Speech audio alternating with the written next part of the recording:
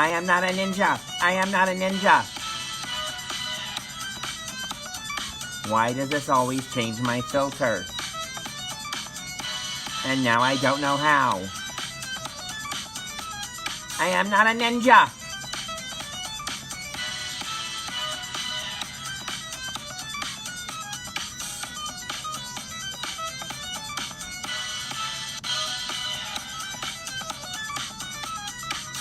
I am not a ninja. Please be patient.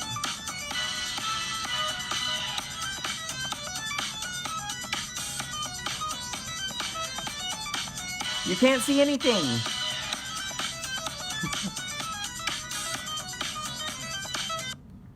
This is not the one I wanted either.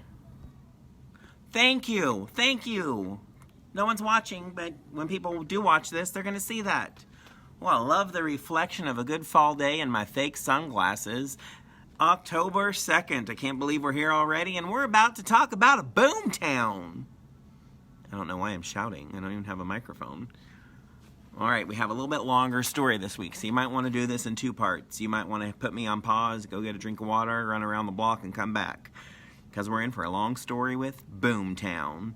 And our genre, test question, and our genre, that sound means test question, is historical fiction.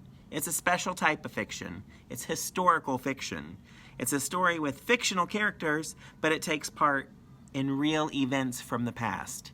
Think of history, think of historical fiction. I just dropped my glasses on the floor. Think of Boomtown, y'all. Boomtown by Sonia Levitin. Now I kind of like to read this one with a little accent. It took us 21 days on the stagecoach to get to California. When we got there, I thought we'd live with Pa in the gold fields. A whole tent city was built up. But Ma shook her head. The gold fields are no place for children. We'll get a cabin and live in town. What town? A stage stop, a pump house, a few log cabins? That was all. It was so wide and lonesome.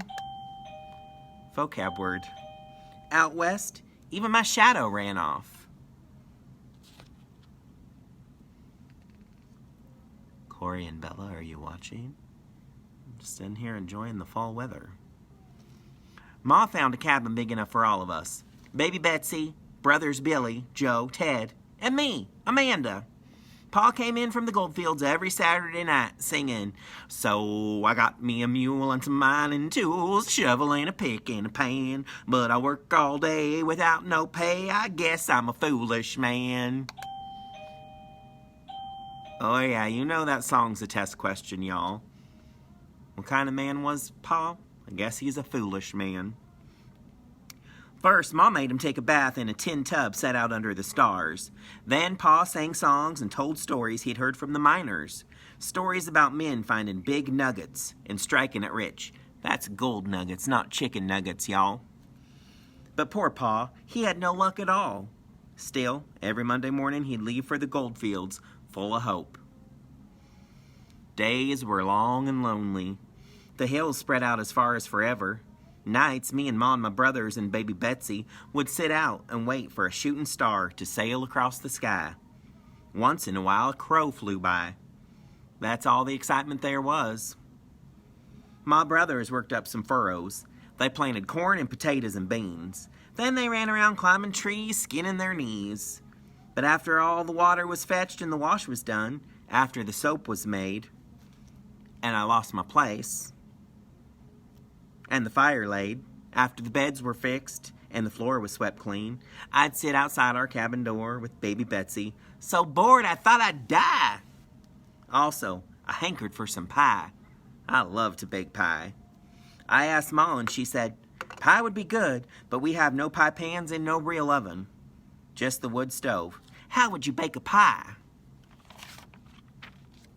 I poked around in a big box full of stuff and found an old iron skillet. I decided to make a pie crust and pick gooseberries to fill it. Test question. Gooseberries grew on the bushes near town, not like Smurf berries that grew on the closet door in Mr. Taylor's classroom. I picked a big pailful and went back home. I made a crust with flour, butter, a little water, and a pinch of salt. And then I rolled it out. Sheila DeVore. Please tell Bree DeVee I said hello. Ma came in and said, "Looks good, Amanda. I knew you could make it. But tell me, how will you bake it?" I showed Ma the skillet. She shook her head. "I don't think it will work, but you can try." "It will work," I said. Elizabethan. Brothers Billy and Joe and Ted stood there laughing. When the wood turned to coals, I pushed my pie inside the old stove. After a while, I smelled a bad burning. I pulled out my pie hard as a rock. Billy, Joe, and Ted whooped and slapped their sides. They snatched up my pie and tossed it high into the air. They ran outside and Billy whacked it hard with a stick. Pie pieces flew all over the place, and my brothers bent over laughing. I was so mad I went right back in to make another, and I swore none of them would get a bite. I rolled out my crust and filled it with berries, shoved the pie into the oven, and soon took it out. I set the pie down to cool. I went off to do some mending.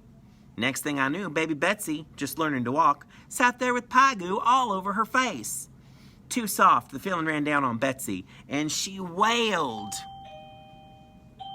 like a coyote in the night. It took one more try, but I got it right. That night, we ate my gooseberry pie, and it was delicious. Or as I like to sometimes say, delicioso. When Pa came home from the goldfields on Saturday night, there was pie for him too. "Amanda, you are the queen of the kitchen."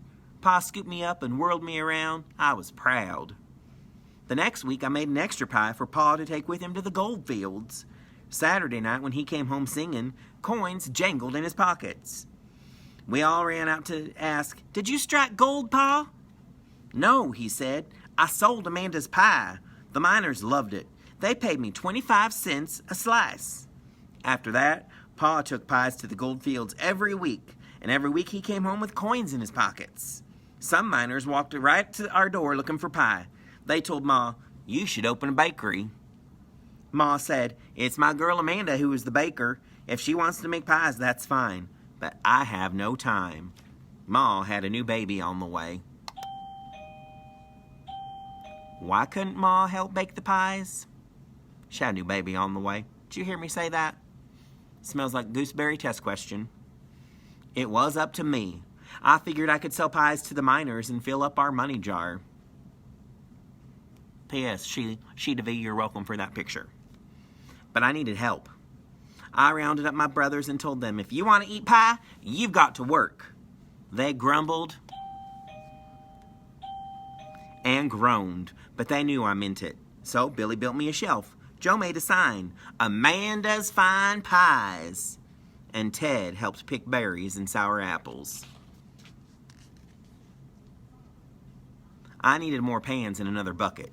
One day, Peddler Pete came by, and with the money I'd made, I bought them. "You're a right smart little girl," said the peddler, "being in business like this." Oh my gosh, somebody just knocked on my window. Eric Tucker. Used to have him in class. Just gave me the peace sign. "Just doing a Facebook Live here." Now I really lost my place. Got people watching from the windows. Peeping Tom. Where was I? "You're a right smart little girl," said the peddler, "being in business like this." I thought fast and told him, "Anybody can make money out here. Folks need things all the time. And there's no stores around. If you were to settle and start one, I'll bet you'd get rich."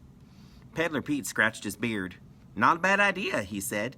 "My feet are sore from roaming. I could use this cart and build my way up to having a store." So pretty soon we had us a real store called Peddler Pete's Trading Post. Trappers and traders. And travelers appeared. After shopping at Pete's, they were good and hungry. "Uncle Jesse, welcome. Welcome to the boomtown." They came to our cabin looking for pie. Some liked it here so well they decided to stay. Soon we had a cooper, a tanner, a miller, a blacksmith. A town was starting to grow. A prospector came in on the stage from St. Joe, his clothes covered with dirt. He looked around at the folks eating pie and he asked, "Is there someone here who does washing?" I stepped right up and I told him, "What we need is a laundry." Why don't you stay and start one? Why, the miners are sending their shirts clear to China. You'll make more money doing laundry than looking for gold. The man thought a while, then said with a smile, You're right, little lady. It's a dandy idea. I'll send for my wife to help. Soon, shirts and sheets fluttered on the line as people brought their washing in. A tailor came to make and mend clothes, and his name wasn't even Mr. Taylor. A cobbler crafted shoes and boots. We heard the tap-tap of his hammer and smelled the sweet leather. A barber moved in with shaving mugs, and an apothecary with herbs and healing drugs. So the town grew all around us. My pie business blossomed. Sometimes the line snaked clear around the house. Baby Betsy entertained the people while they waited. Billy added another shelf. Joe and Ted made a bench. We all picked berries and apples. Even Ma came to help. We had to get a bigger jar for all the money coming in. One day, our old friend Cowboy Charlie rode by. Like everyone else, he stopped for some pie. I'd like to rest a spell, he said. Where can I leave my horse for the night? There's no stable, I said. But why don't you start one? You'd rent out horses and wagons, too. That would be the perfect business for you. You're just full of great ideas, little lady, Cowboy Charlie said. He twirled his lariat. I'd like to settle down. I'll stay here and do just that. Soon, a trail was worn right to Charlie's stable door. All day we heard the snorting of horses. Now Charlie needed hay. Farmers brought wagons and sacks full of feed. With all those people riding in, someone decided to build a hotel and a cafe. The town grew fast all around us. The owner of the cafe bought pies from me, 5 or 6 at a time. I taught Billy how to roll the crust. Joe got wood for the stove. Ted washed the fruit, and Baby Betsy tried to stir in the sugar. The money jar in our kitchen looked ready to bust. Where could we safely keep all that cash? Lucky us, one day Mr. Hooper, the banker, appeared. I'm building a bank, Mr. Hooper said to me. This is getting to be a boom town. We'll use your bank, I told Mr. Hooper, but the roads are so poor. In winter there's mud, and in summer there's dust. We need some sidewalks and better streets. Well, you're a smart little lady, said Mr. Hooper, tipping his hat. I'll see what I can do about that. Ladies and gentlemen, Jill Cherry Holmes is watching live. Jill Cherry Holmes is my mama. She's the mama that burnt the cookies. Before we knew it, the bank was built and wooden sidewalks were laid. One street was called Bank Street. The other was Main. Soon every lane and landmark had a name. Pa and my brothers built on a big room for a bakery. Men sent for their families. New houses appeared everywhere. Babies and children filled up the town. We needed a school and a good school marm.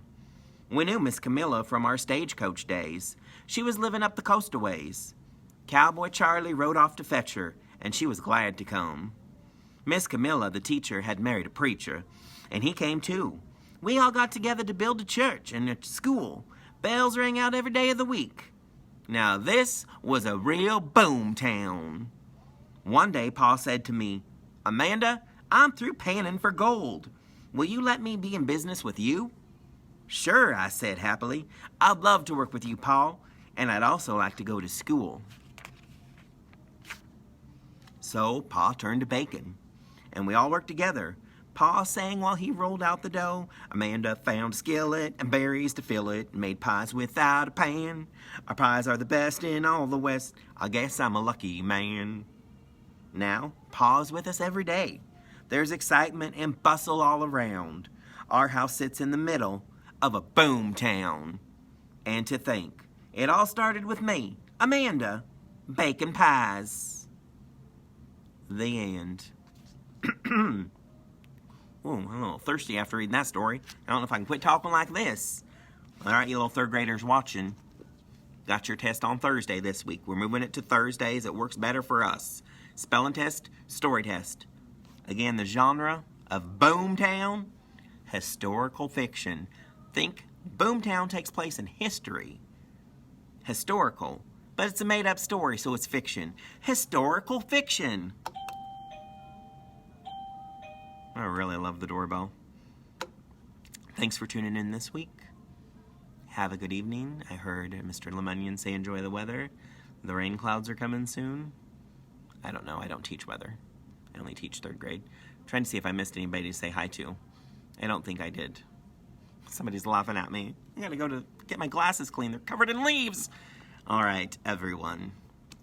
I have to say hi to Brianna and Jadra because they always tune in and I always miss them. And so in case they watch.